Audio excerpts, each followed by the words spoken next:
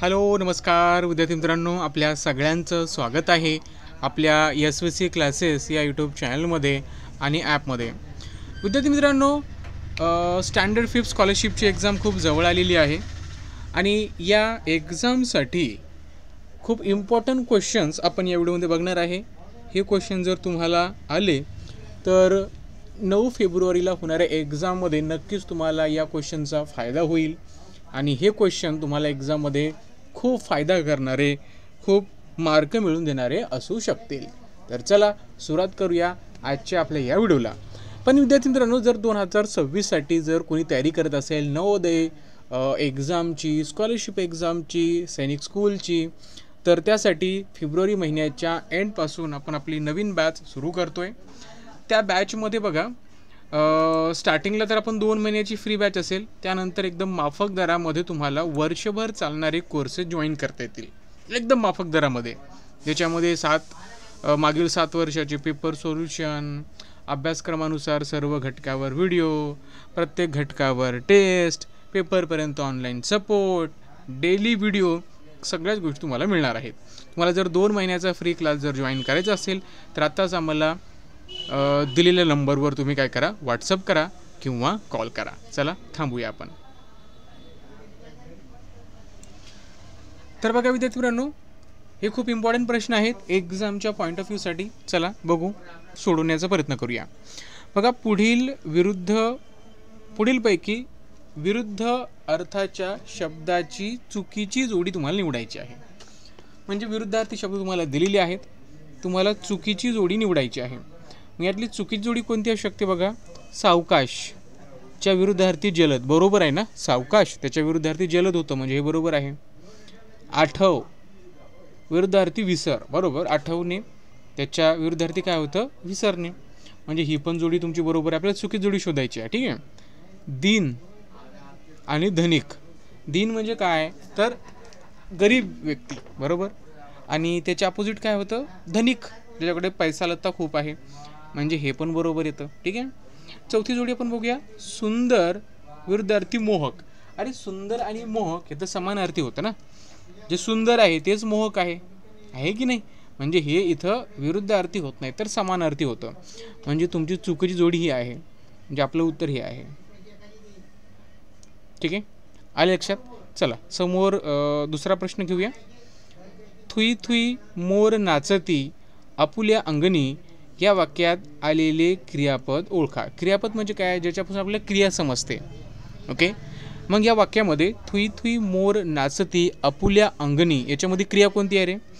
तर नाचण्याची क्रिया आहे, म्हणजे हे तुमचं क्रियापद होतं, नाचती, बरोबर.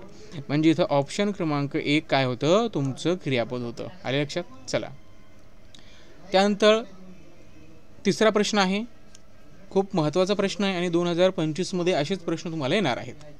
बघा, त ळ भा का प्र या 5 अक्षरापासून तयार होणाऱ्या अर्थपूर्ण शब्दातील पहिले 3 अक्षरापासून कोणत्या अर्थाचा शब्द तयार होतो? सर्वात अगोदर काय करायचं? त ळ भा का प्र हे जे शब्द आहेत यापासून एक अर्थपूर्ण शब्द तयार करा. का आहे तर बघा, आपण इथं काय करू शकतो? प्रभात काळ हा शब्द बनतो.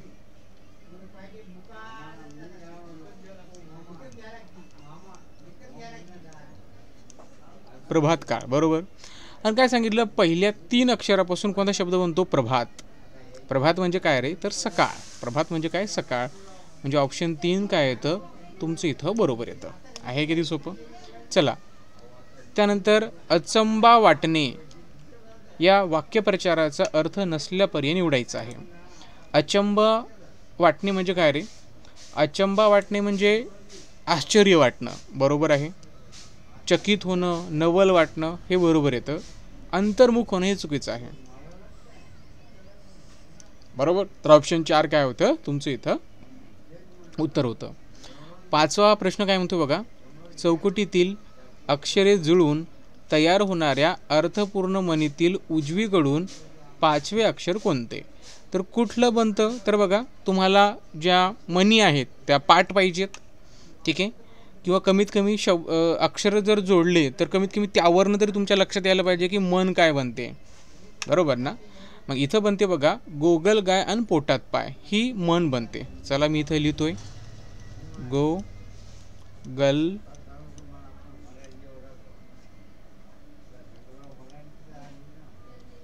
गाय अन पोटात पाय, ही मन बनते, बरोबर. आणि काय विचारले की उजवीकडून 5वे अक्षर, उजवी बाजू कोणती आहे, जी तुमची उजवी आहे तीच उजवी याची पण आहे, म्हणजे ही तुमची उजवी बाजू आहे. तर पहिलं अक्षर य, हे दुसरं पा, तिसरं त, चौथं टा आणि 5वं आहे पो, म्हणजे ऑप्शन क्रमांक तुमचं 1 येतं. ठीक आहे, लक्षात ठेवा. पुढीलपैकी निश्चितपणे एकवचनी शब्द कोणता नाही, एकवचनी नाही हे सांगायचं आहे. आता बघा, सावली, सावलीचं अनेकवचन काय होतं रे, सावल्या, बरोबर ना, सावल्या. नोकरीचं नोकऱ्या, म्हणजे याचं अनेकवचन माहीत आहे, याचं माहीत आहे. पापणी पापण्या, याचं पण आहे. नानी, नानं नानी, हे अनेकवचन आहे, म्हणजे हे एकवचन नाही आहे. ऑप्शन 3 काय होतं तुमचं इथं उत्तर होतं.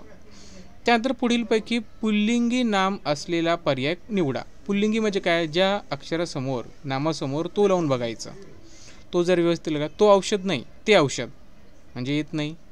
तो झूल नाही ती झूल, ती टेकडी, तो कोकिळ पक्षी, तो कोकिळ पक्षी तिकडे आहे, असं म्हणतो ना, म्हणजे हे येतं तुमचं ऑप्शन नंबर काय येतं 2 तुमचं बरोबर आहे.